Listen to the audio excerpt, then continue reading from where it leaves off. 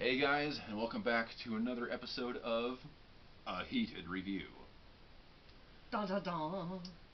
So, we're going to kick things off by saying obviously a spoiler alert is in order for the video we are reviewing today. And that you're probably not going to be hearing from us in the comments. So leave all the hate mail you like, we'll read it, we just won't respond. Also, we are only reviewing the movies, since this is about a Star Wars movie. We're only reviewing the movies, only seen the movies, haven't read anything, watched any cartoons, played any video games. We're not including that. We're going straight off the theatrical movies. Yeah, so that being said, this is going to be a review on Star Wars Rogue One. It's going to be a tough one. Prepare for the hate mail. Yeah. Oh, I'm Captain Westicle, and this is Shan Chan. This is going to be our second episode of A Heated Review. We'll be doing several of these in the future probably, and all of them are going to be very controversial reviews. Generally reviews on whether, we liked a movie that everybody else hated, or vice versa. In this case, we hated a movie that everybody else liked. I hate this movie. Hate it, hate it, hate it. I think it is the worst Star Wars movie ever, aside from the holiday special, which we won't count here. I actually happen to agree. I really hate the prequels. I hate the prequels. Episode 2 was awful. Oh my gosh, episode 2 was so horrible. And I'm a relatively new Star Wars fan. You could call me in the mild Star Wars fan group. He's, Yes. Moderate? I would consider myself to be a moderate fan. He's more of a moderate. I love Star Wars, but I don't need to read the comics or read the books. Our roommate the is TV a severe, but we're mild and moderate. Our roommate is a walking Star Wars encyclopedia. Yes. Love you, William. But I also have to agree that out of everything, I probably hate this the most. I'd probably subject myself, as close as it is, to episode 2. We left the theater very, very angry. Yes, I was not crying in jubilation. I was crying in so much despair of those couple hours lost time. As in, why did we waste $20 on this movie? It's not good. I mean, a lot of people think that Star Wars the general consensus is that Episode 2 is the worst Star Wars movie, and most people blame it on Hayden Christensen because he can't act worth a damn. He can't. He really can't. Yeah, but even Natalie Portman was awful in that movie. Unfortunately, in this movie, we have a thundering herd of Hayden Christensens. Exactly. There's like 3 or 4 of Hayden Christensens. How can you can't compete with that. Yes, 1 you can. against 4. And you can beat it very easily. No, I will keep hopes up that episode 8 will be good. Yes. So, with that being said, we're going to have a little list here of the reasons that we don't like this movie. Again, spoiler alert. Yes, spoiler If you alert. have not seen seen Rogue One, do don't not watch bother. Yes, don't bother either. Yeah, you can watch this, but don't bother watching the actual movie. Now, I know this will be shorter than the actual movie. Yes. You'll save yourself some time. So, one point that I didn't write down that is actually in the beginning of the movie, I forgot we wanted to talk about. The scroll. What the hell? It ain't there. What the hell? You know what else ain't there? John Williams music. How can you have a Star Wars movie with no opening scroll and no John Williams music? I was turned off 30 seconds into this movie because both those things were missing. I wanted to walk out right then. I'm like, this isn't a Star Wars film. This is a cheap knockoff. Yes. And that's exactly how I felt, which I didn't want to feel within the first couple of minutes. Yeah. If they would have just taken the time to put in that scroll and the John Williams music, I would have at least been gotten by that little bit. To be fair, John Williams is not going to be around forever, and they're going to continue to make Star Wars movies. However, the score in this movie was incredibly forgettable. I understand that John Williams isn't always going to be available to make Star Wars movies. But why not take advantage of him while they have him? They have proven that they can have very memorable music in Star Wars. I mean, look at their video games. They got plenty of video games out there that have great scores.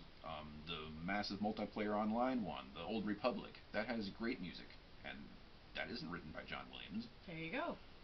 You can get a composer that can write Star Wars-ish music that's not named John Williams. I'm sure that when he decides to hang it up, whenever that ends up being, they can find another great composer that's going to continue the Star Wars tradition.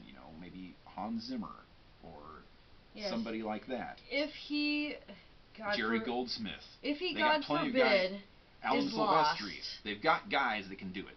That's all I'm saying. They can find somebody who doesn't make it sound like a cheap knockoff. And boy, did they it screw the pooch like on this one. A cheap knockoff. Yeah. It really did. You don't try to copy a great and make him a cheap knockoff.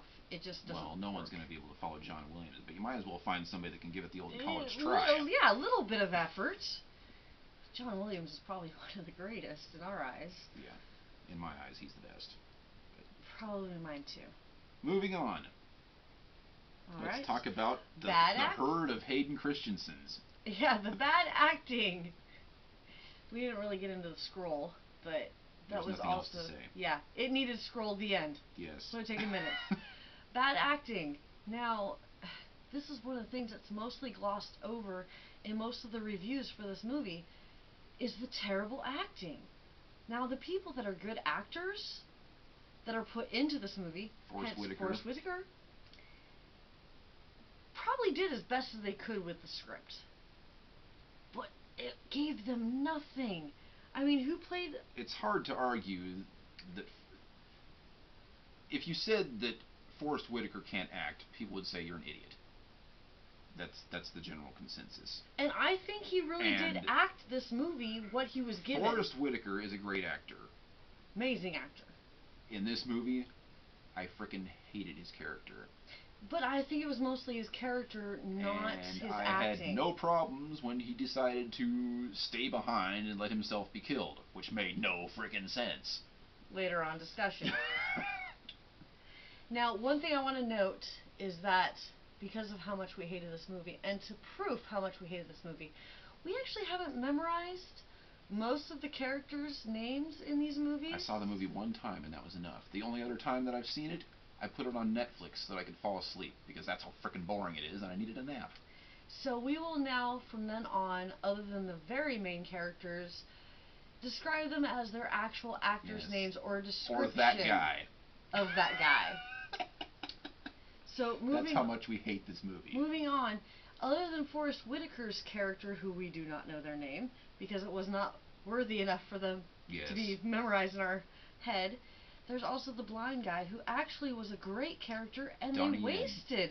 One of our only characters in the movie that we actually liked. I actually wanted to know more about Donnie Yen. Yes. Unfortunately, he didn't get enough screen time. And his gun-toting buddy, that could have made a great movie. Yeah, those two guys. But the only likable characters in the movie other than Alan Tudyk, who technically isn't in the movie. Alan Tudyk is amazing, but was wasted on his side characters, making his jokes fall flat. Can we talk about that real quick? The fact that the droid had more personality than anybody else in the movie. He was pulling all of the jokes, and I wanted to laugh, but because the other characters' responses to his joke and the way that it was played out made me choke on that laugh and be like, maybe I'm not supposed to laugh.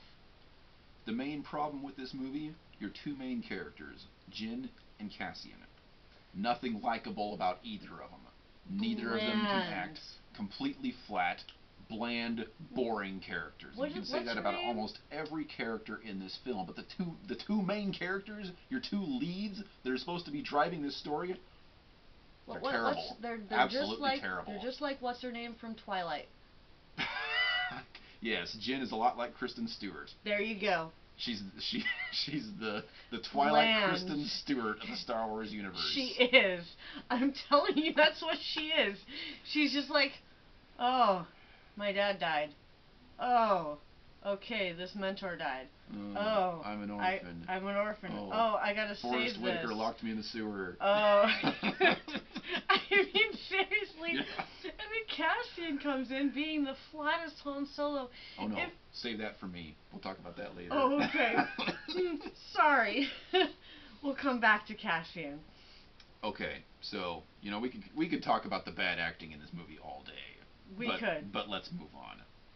Yeah, poor character development. We were already addressed that a little bit earlier with Donnie Yen and his gun-toting buddy. Yes. Those were the only characters I was even interested in knowing more about. Yeah, I wanted more character development. Now, I would have you really been. You do have some decent character development with Jin, but since she's so boring, you don't really care.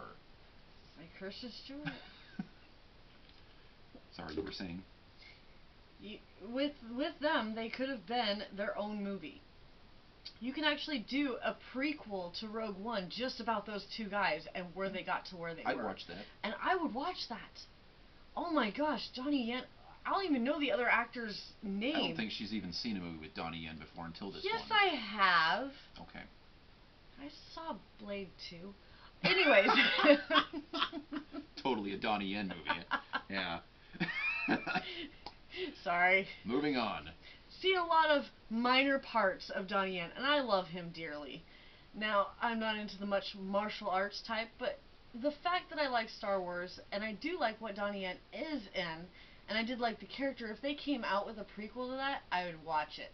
Because I want to know more about this character, and it has to be more interesting than this damn movie. We can't be the only ones that feel this way.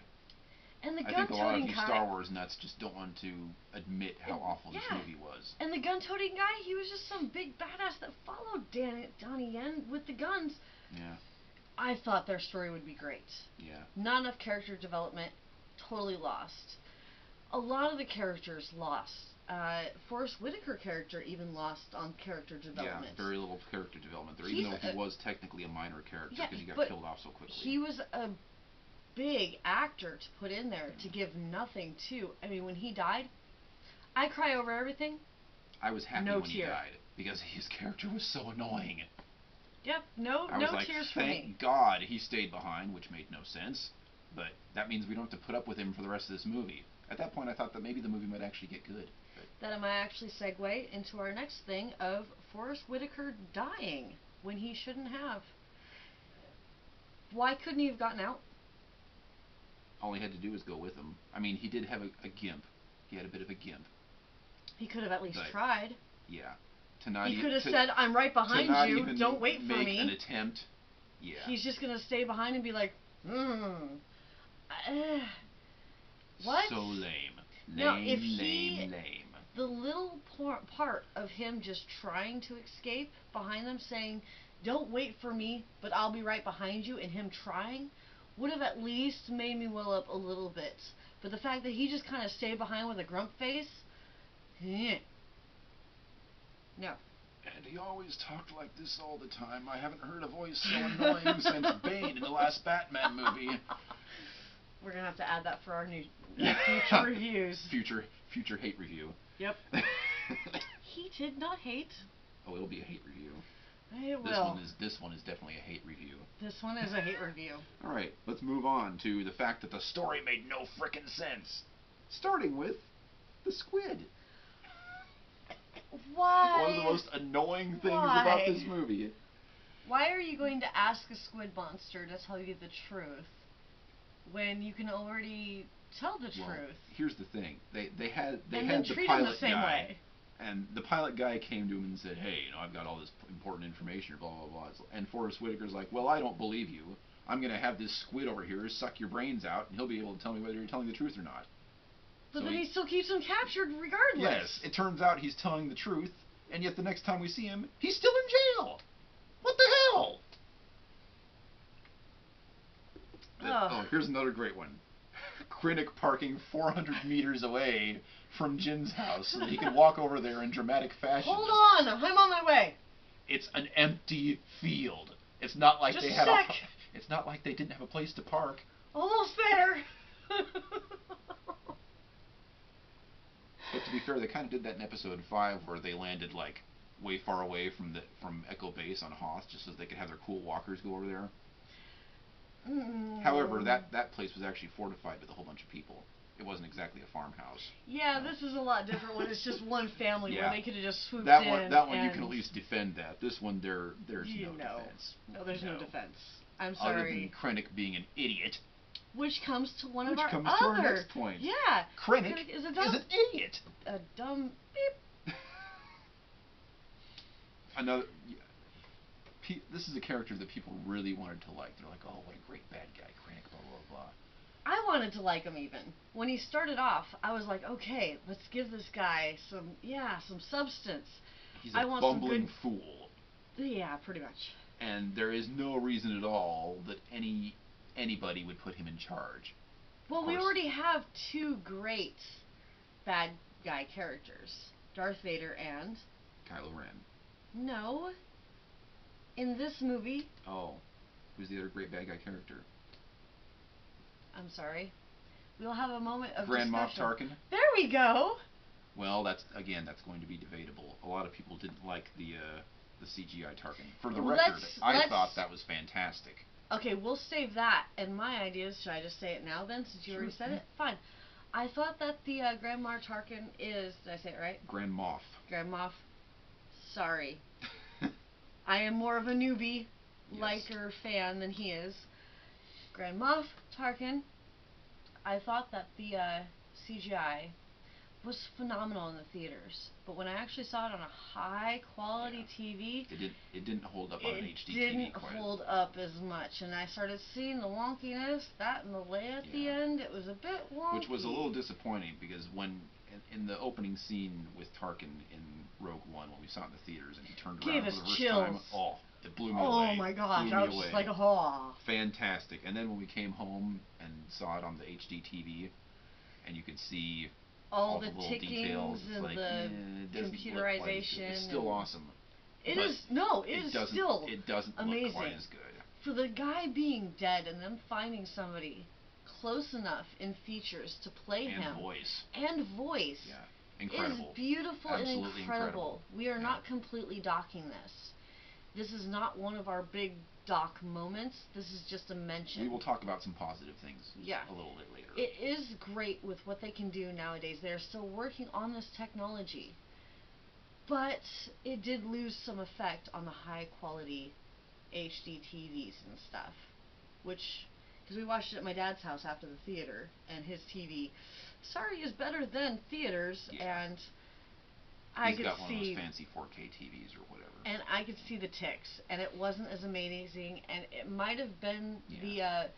I think the problem was, since we saw it in the theater and we couldn't see that, we were so blown away by it that our appreciation for it went down once we got the... If it would have been what it was in the beginning and stayed the same, our appreciation would have been the same, and it would have been appreciation. But when you go from way up here to all of a sudden down here... it becomes more of a disappointment. Yeah, but I really don't think that that's a knock. Still an amazing job, and I hope they do more of that in the future, to be honest. Yes. So, next pet peeve, connecting Rogue One to Episode 4. Oh, this is one of my big pet peeves that I actually brought up to my husband, Westicle. See, I actually was watching some stuff, and the whole connecting didn't quite connect up. Now, if you look at, per se, we won't even say Rogue One. You go from just Episode 1 and 4. The lightsaber duels are ridiculous. You can't jump that. George Lucas's argument was that in the prequels you had fully trained Jedi, and in the original trilogy you only had old men and young boys that weren't completely trained. But you had Obi-Wan and Darth Vader, and then Obi-Wan and Darth Vader. Yeah. But they're 30 years older. Okay, but making our point, you have the Holloway scene. Best scene ever in a Star Wars film. Darth Vader kicking butt is almost worth the price of watching Rogue One right there. Almost. Except that you can go on YouTube and just watch that scene and save yourself a lot of pain and suffering. But here's the thing, that scene happens literally minutes before the opening events of Episode 4. Which and then when he fights Obi-Wan later, it goes from to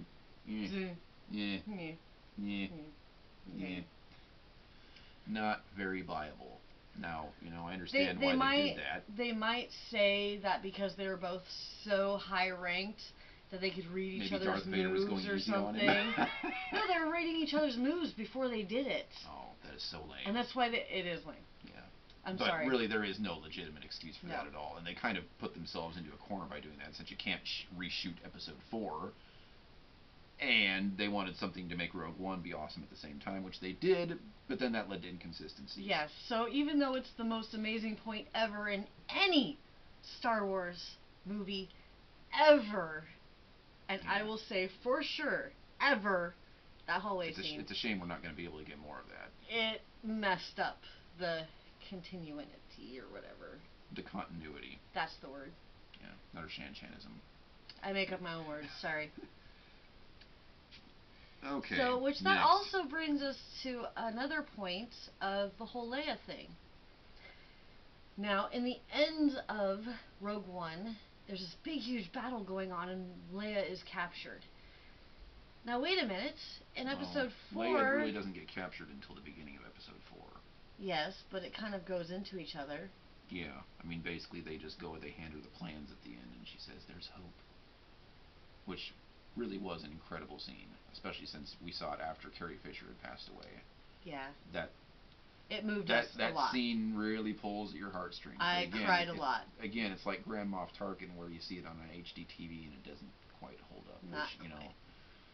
At the time of this shooting, Episode 8 is about a week away from being released in theaters. So, I'm really curious to see what they're going to do with Leia's character, whether they're going to CGI some more or kill her off screen. They already who knows said what they're going to do. they're not going to CGI Leia, and she already did Episode 8. Yeah. So they're probably going to do some off-screen something, is what my guess is. All fan theories and conjecture. Let's stay on topic. Now, the thing that I have a problem with mostly is that it jumps from one battle to the other, and never again is anybody who is mentioned in Rogue One ever mentioned again, which kind of makes Leia sound kind of like a bitch. Yeah. The only time she mentions anything at all is, somewhere in Episode... No, that wasn't her. See how much I know? Yeah. Manny Bothans. I think that guy's like Hispanic or something. Something. Maybe they'll do a movie on him later. But, yeah, the only time she mentions it at all is towards the end of Episode 4, where she finds out, now we'll see if those plans are worth the price we paid, or whatever. The price we paid? Everybody else got killed. You're still here. Exactly, which kind of bothered me, because it kind of made her seem like less of a character. We didn't give a damn about any of those characters. Why should she? True. Moving on. Which comes to what I like to call member berries. The only thing we liked about this movie, even though some of the member berries didn't make any sense. What are member berries? Nostalgia. The nostalgic moments in Rogue One. They put those in there to sell the movie, and it totally worked. Those are the moments that everybody still talks about, the nostalgia moments. Even the people that love the movies, when you ask them what they love about the movies, they mostly talk about the nostalgic parts of the movie. And to be fair, those are the parts we liked as well. The problem is there's only about 5 minutes of those moments total in this film. Most of it taking the hallway scene with Darth Vader. And still doesn't make it worth the price of admission. Not for us. Well, you got the 2 douchebags from the cantina. That was kind of cool that they were there, although there was really no point to that scene at all. Other than throwing some nostalgia in there. Yeah. And, the end scene with, Leia's escape ship